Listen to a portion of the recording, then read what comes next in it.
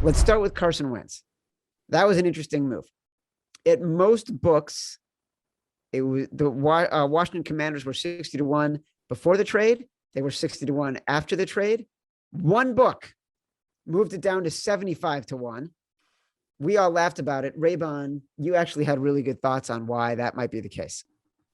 Yeah, I mean, I don't think they were, and it was WinBet, I believe, that moved the odds down, but I don't believe it was, they were trolling or anything. I just think when you're making these odds, you're factoring in, okay, they have cap space, they have assets. What can they do with this? What quarterbacks are on the market? Who can they potentially acquire? We knew they were in the market for a quarterback.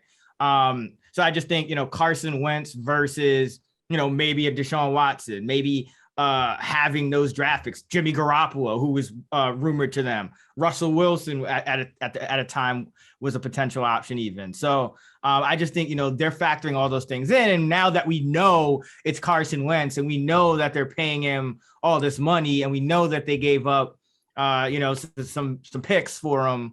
Now it's like, okay, well, now they're not as a good a position as they could have been potentially if things had broken a little bit differently.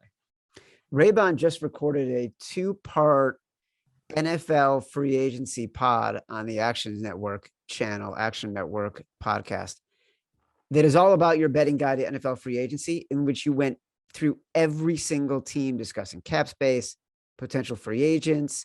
So you have never been more prepped to come on this pod and hand it to Simon Hunter.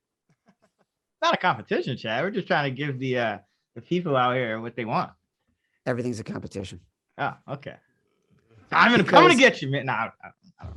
Well, look, but here's the point. Simon, do you want to weigh in on Carson Wentz and Washington Commanders? Yeah, I mean, I'm pretty much right there with Chris. I look at it though. It's great for Carson. It's his last opportunity. This is it. So yeah, I might think it's a dumb move and they're paying him way too much money. But at the same time, who the hell have Washington has their quarterback in the last 20 years? Nobody. So if Carson come in, they can spark something there. He's playing his former team twice a year back in his old division.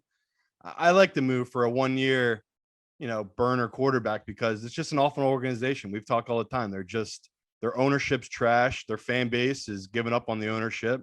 They have one of the worst stadiums in all of football. As an Eagles fan, we go there and we take over it whenever we play them. So it's rough times right now for Washington. But as much as I want to laugh and make fun of this move, I don't hate it. I mean, it's just like they're getting a guy who has tremendous upside.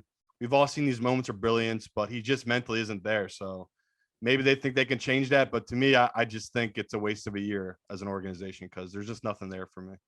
I think it's tough. It's also going because this is a great fan base. Like it's a great fan base. I know they deserve better, but it's also a tough place to go. I mean, the fans are going to be on you out here in Washington. I just don't think Carson's built for it. I mean, I watched the Hard Knocks with the Colts.